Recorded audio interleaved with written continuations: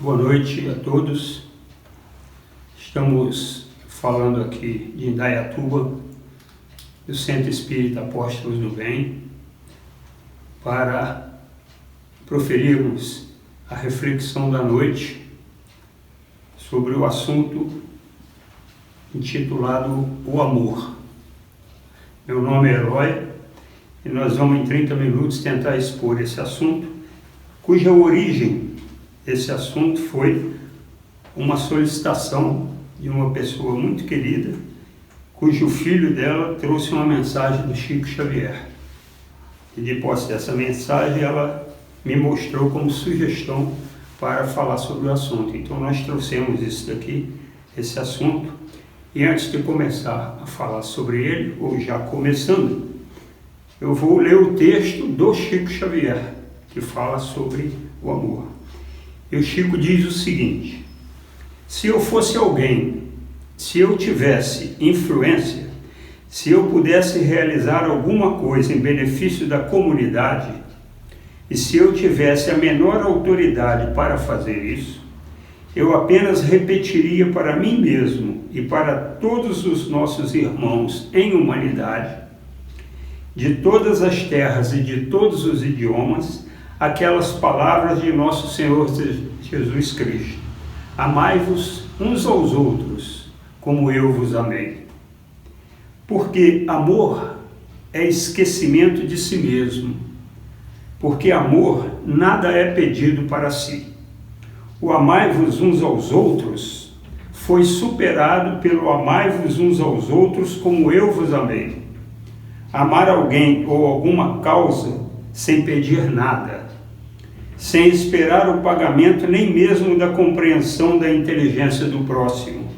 Então, é trabalhar por uma humanidade mais feliz, por um mundo melhor, pela extinção das guerras e pelo incentivo do progresso em bases morais convenientes para que todos nós estejamos no melhor lugar possível, que possamos ocupar no campo da vida humana, servindo ao Pai, ao Criador, a nosso Senhor Jesus Cristo e todos os princípios cristãos mais nobres de outras religiões, para que, com respeito mútuo, possamos vencer todas as barreiras e amar como o amor deve ser consagrado entre nós.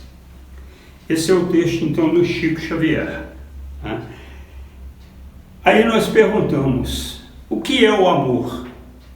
E se formos nos reportar ao livro Amor, Sempre Amor, de Richard Simonetti, de Bauru, falecido, ele diz que o amor é sublime impulso de Deus, é a energia que move os mundos, que numa linguagem mais elaborada seria a maior impulsão da vida, que principia por iniciar-se descendo de Deus até os homens e termina por divinizar-se, elevando-se do homem até Deus.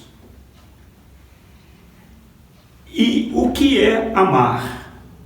No Evangelho segundo o Espiritismo, esse evangelho aqui, Evangelho segundo o Espiritismo, no capítulo 11, é perguntado a Jesus por um doutor da lei: mestre, qual é o maior mandamento da lei?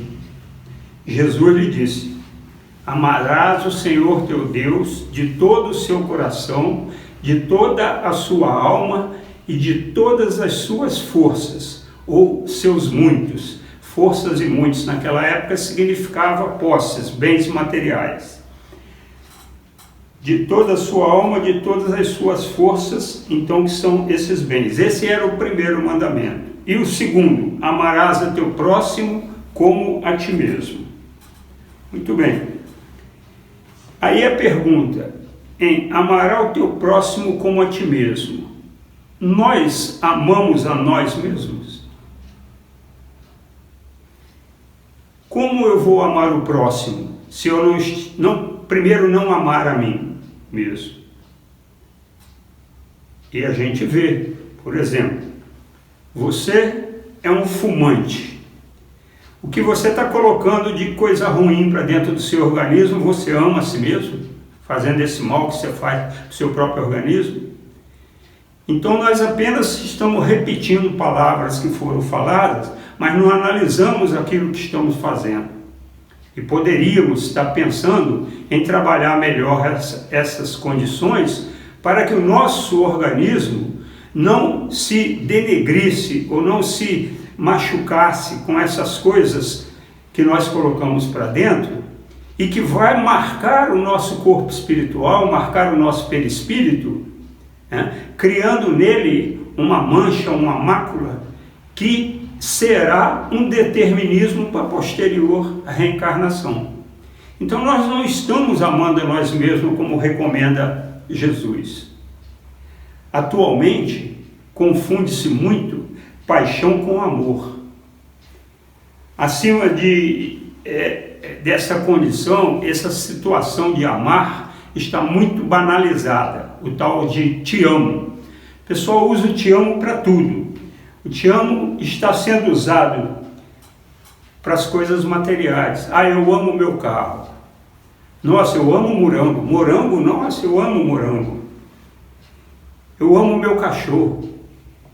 Eu posso gostar muito do meu cachorro, mas o amar é uma coisa muito mais transcendental, não desmerecendo nada do animal. Nós temos até que tratar bem e ter carinho por eles.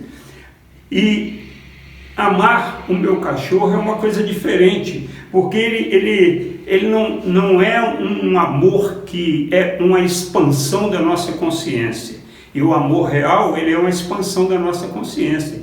Que em tal nível de expansão ele chega, que ele chega a ser até em determinados momentos um amor incondicional. Agora, eu amo meu filho.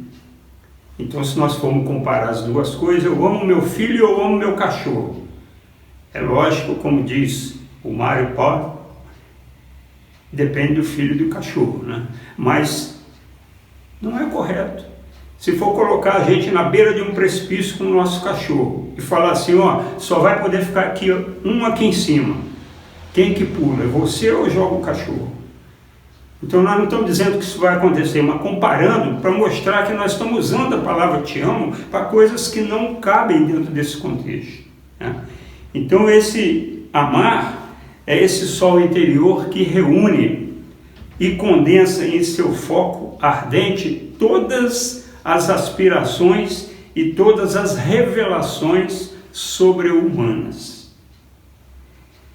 E quando a gente fala então do amor, vem exatamente o amor incondicional.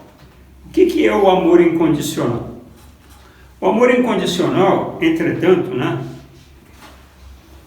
ligado ao amor ao próximo, ele deve ser praticado independentemente de qualquer coisa, independentemente do que se faça comigo, do que se faça com vocês, do que se faça com o que eu falo. Então, o amor incondicional, ele não admite o que, principalmente? Condição. Então, não pode ter duas palavras principais aí. Quais são? O ser e o mas. Se tiver ser ou mas, eu te amo independente de seus sentimentos. Eu tenho que te amar independente dos sentimentos. Eu não posso amarrar isso ao sentimento. Eu te amo independente de você me amar. Eu não posso colocar o meu amor incondicional dependendo do que você... Porque senão ele vai ser condicional. Falar, não, eu vou te amar se você também me amar. Então isso já não é incondicional. Está amarrando-se uma condição. E sem condição alguma, né?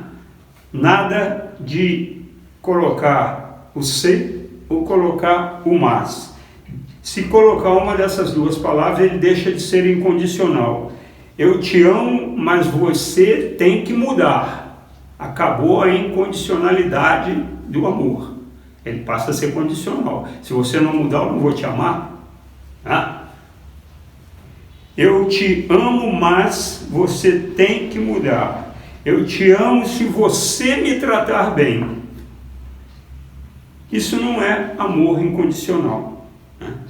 Em contrapartida a essas coisas que nós vemos como amor incondicional, nós temos um exemplo para falar sobre isso, né?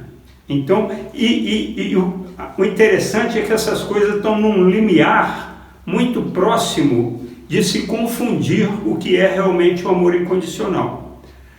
Um pai com uma mãe receberam um telefonema de um filho que tinha ido para a guerra no Vietnã. Eles atenderam, quem era? Falou: é seu filho? Oh, que legal, você ligando para nós, o que houve? Estou voltando, já fui liberado do Vietnã. Nossa, que maravilha, você chega quando? Vou chegar depois de amanhã. Nossa, que maravilha, filho, nós estamos muito felizes e gostaríamos então que você viesse, que nós vamos fazer um almoço aqui daquelas coisas que você gosta, nós estamos com muita saudade e tal. Aí ele falou: mas tem um problema só. Qual o problema?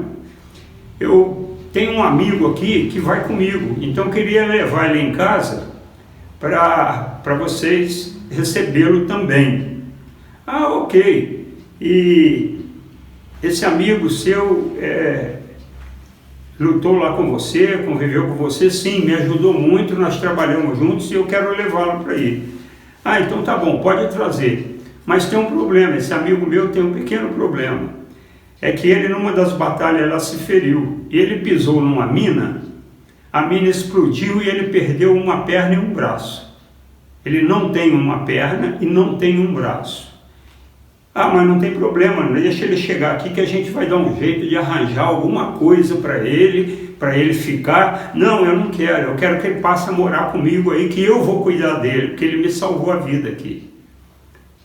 Ah, meu filho, mas isso aí é um problema, porque a situação dele vai ser uma coisa constrangedora para nós, né? Nós vamos ter que ter trabalho com ele, isso aí vai ser um fardo muito pesado para nós. Eu acho que isso a gente arruma um lugar para ele ficar, mas aqui em casa não dá para receber. Ele falou: mas ele é amigo meu, ele está precisando, ele não tem para onde ir. Não, você pode trazer aqui, ele vem, vai ficar aqui e tal, mas você vai arrumar um lugar para ele ficar. Ele não pode ficar aqui em casa, porque esse fardo vai ser muito grande, não vai dar para a gente conviver com isso. Aí o filho pegou e desligou o telefone. Eles nunca mais ouviram falar do filho dentro de um prazo de uma semana, porque uma semana depois receberam um telefonema da polícia de São Francisco, Estados Unidos, de que o filho deles tinha morrido, tinha caído de um prédio de 12 andares e que eles estavam suspeitando que ele tinha suicidado, mas que eles precisavam ir lá para reconhecer o corpo dele, daquele soldado. E eles foram lá e reconheceram, era realmente o filho dele. Mas ficaram chocados com uma coisa que eles repararam: o filho dele só tinha uma perna e um braço.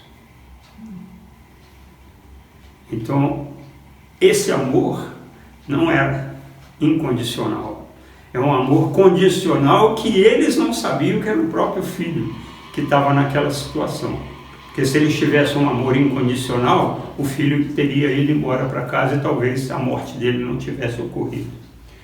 Em contrapartida a esse amor incondicional que não existiu por parte dessa mãe, nós temos a Madre Teresa de Calcutá, que ela, abordada numa missão na Índia em que ela estava dando banho em leprosos, ela foi abordada por uma senhora da alta monarquia, muito bem vestida, muito aparamentada, cheia de cordões de ouro, de pérolas e relógios, pulseiras.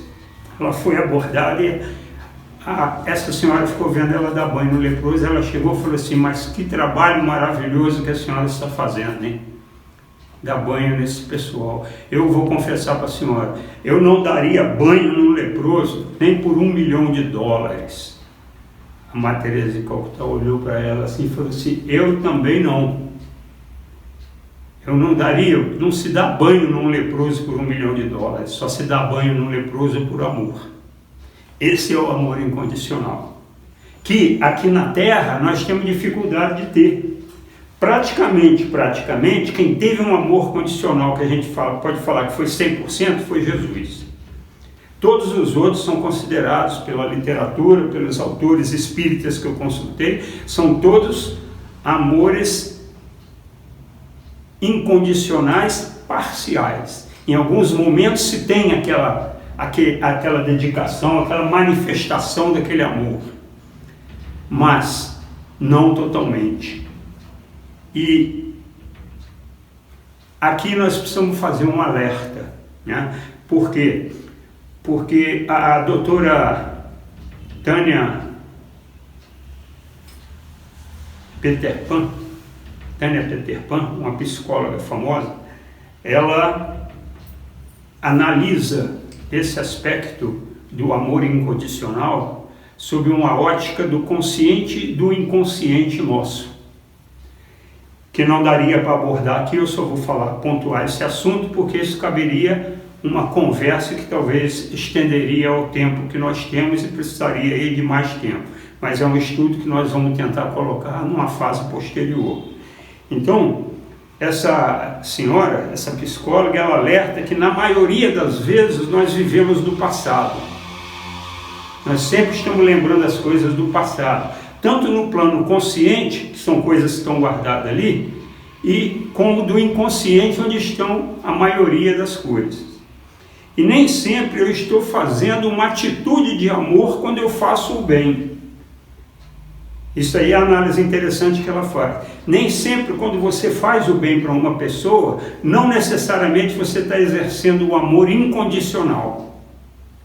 Por quê? Porque ela faz uma análise das situações inconscientes de culpa que você carrega, das situações de vícios que, conforme Leon Denis, nós estamos há milênios e milênios convivendo com as forças do mal, e o nosso psiquismo está magneticamente carregado com essas forças. Por isso que nós levamos muitas e muitas encarnações para poder tirar esse magnetismo que vem lá do nosso passado. Então ela diz que às vezes a pessoa acha que é amor que está transmitindo, mas não é. Ela está fazendo bem, mas sem um amor incondicional. Por quê? Porque ela tem uma culpa que está no inconsciente dela, e ela faz o bem para aquela pessoa, tentando com aquilo que ela está fazendo, ressarcir a culpa que ela tem. Então existe um interesse por trás daquele ato de amor que ela está praticando, que é um ato de bem, de benevolência, um ato de amor, mas que não é o amor incondicional. O amor incondicional, ele não pode estabelecer condição alguma, né? Em geral, trabalhamos com pensamentos e emoções, né, relacionados ao passado e que são vivenciados. Quando eu tenho algo nesse sentido, alguma culpa ou algum medo, ela trabalha também o medo nessa situação, porque quando você tem um medo e às vezes você faz um bem achando que está fazendo um amor incondicional, você por trás tem um medo de que normalmente ocorre nos relacionamentos familiares entre pais e filhos, porque os pais acostumam os filhos a nunca receber um não. Então, quando eles caem hoje na vida da escola, na vida do trabalho, o primeiro não que eles recebem lá, eles ficam desarticulados, porque nunca receberam não em casa. Então, ela diz que esse medo que a pessoa tem de, por exemplo, ser rejeitada por uma outra pessoa, ela procura agradar aquela pessoa, como se estivesse praticando o amor, e ela está com o interesse de poder ser aceita pela comunidade, pela pessoa, e não ser rejeitada, né? Então esse ciclo vicioso que nós temos, das coisas que estão armazenadas no nosso inconsciente, das coisas que nós temos presente no nosso consciente, elas se tornam um piloto automático na nossa vida, que nós ficamos repetindo as coisas automaticamente, sem parar, para olhar para dentro de nós, para o conhece-te a ti mesmo, e verificar quais são essas coisas que estão atrapalhando nós evoluirmos na área do amor. E ela termina falando que esse medo e essa culpa, ela acarreta exatamente uma deterioração da parte do auto-amor da pessoa, do amor próprio dela, e ela fica mais prejudicada ainda do que já estava antes. É fácil resolver isso? Não, é difícil, né? É difícil para todos. Não é fácil você fazer uma introjeção, uma introspecção para você mesmo e descobrir essas coisas. Quando está no inconsciente, então pior, porque às vezes você só consegue fazer isso através de terapias, né? Para descobrir o que é aquele medo, ou o que é aquela culpa que você está carregando, que está te atrapalhando de praticar o amor incondicional. Nesse mesmo Evangelho segundo o Espiritismo, para encerrar a nossa fala, Lázaro diz o seguinte: o amor resume toda a doutrina de Jesus, porque ele é o sentimento por excelência. E os sentimentos são um instinto elevado à altura do progresso realizado. Então, lá no início, nosso início, o que a gente tinha? O homem só tinha instintos. Aí nós demos uma caminhada. Mais avançado e corrompido, nós passamos a ter só sensações. E quando nós avançamos e passamos a ser instruídos e purificados, o nosso sentimento é o requinte do amor. Aí a expressão máxima do sentimento vai ser o amor. E quando lá no início Jesus falou para o doutor da lei que o maior mandamento, aquilo que para o doutor da lei seria herdar o reino de Deus, ele disse que amar a Deus sobre todas as coisas, amar de todo o seu coração, de toda a sua alma e de todos os seus muitos. O que é amar de todo o coração? É você sentir compaixão pelo seu próximo, você sentir piedade dele, e se amar de todo o coração, porque para os hebreus o coração é sede do sentimento e da sabedoria. Para os hebreus a sabedoria, os judeus a sabedoria não estava na cabeça, no cérebro, estava também no coração. E amar de toda a sua alma é você, através de ações práticas, exercer aquela compaixão que você teve no início, quando você amou de todo o coração, tendo compaixão daquela pessoa. E você então vai amar de toda a sua alma, exercendo ações práticas. E você vai exercer através de todo o seu poder, todas as suas forças, todos os seus muitos, colocando tudo aquilo que você tem de bens a serviço de Deus. Foi o que o samaritano, na palestra do samaritano, ele fez quando encontrou aquele homem caído. Quando ele viu aquele homem caído, que já havia passado um sacerdote, já havia passado um levita, e nenhum deles exerceu nenhuma dessas funções para ter amor com aquele homem caído, o samaritano, que era inimigo dos judeus, que depois de separaram as tribos, os samaritanos foram para um lado, os judeus ficaram com o outro, para o outro, ele teve foi movido de extrema compaixão. Movido por quem? O samaritano? Movido por quem? Movido de extrema compaixão por Deus. Deus exerceu aquela intuição para ele ter aquela compaixão. E ele exerceu de toda a sua alma, porque ele desceu, pegou vinagre, vinho, e pegou azeite e curou as feridas, amenizou as feridas daquele homem que estava caído. E exerceu a terceira fase, que era de todos os seus muitos, quando ele levou esse homem para uma hospedaria, e lá ele deixou 2 dinheiros e pediu que o homem cuidasse daquela pessoa.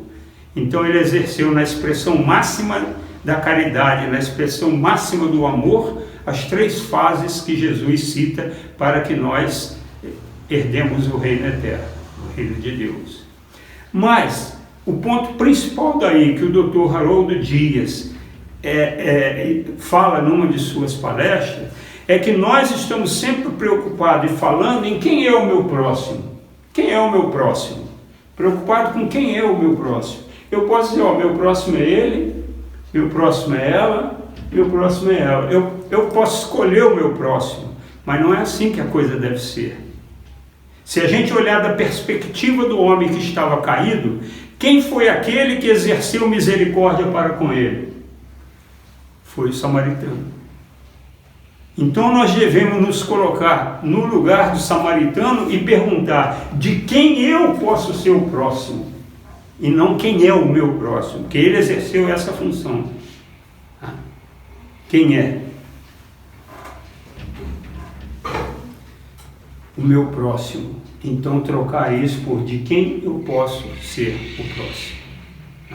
Então dentro disso nós fechamos esse aspecto que nós estamos falando do amor incondicional, deixando em aberto uma próxima palavra para nós analisarmos a parte psicológica do ser, o consciente e o inconsciente, através dos medos que nós temos internos e as culpas que nós temos internas. Tá? Muito obrigado a todos. Nós vamos agora proferir a nossa prece de encerramento.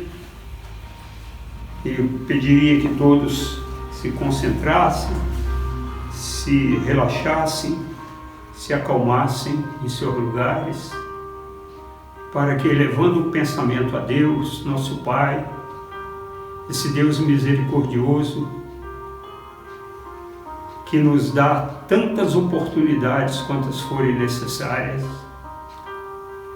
esse Deus que nos provê de todos os recursos para caminharmos na senda do progresso, nós agradecemos a Ele e a esses espíritos amigos que colaboram com essa casa e que estiveram aqui nessa noite nos auxiliando no desenvolvimento e na compreensão dessa reflexão. Dessa forma, lembrando que há 2000 anos Jesus já falava para nós: vinde a mim, todos vós que estáis aflitos e amargurados, que eu vos aliviarei. E nós estamos tão aflitos, tão amargurados por causa das nossas imperfeições. Dessa forma, nós pedimos a Deus, pedimos a esses espíritos e a Jesus, nosso mestre e irmão, que nos dê força para conseguirmos enfrentar as lutas que ainda teremos. E que ao sair daqui nessa noite, cada um de nós se sinta fortalecido para a prática do bem e do amor ao próximo. Graças a Deus, graças a Jesus.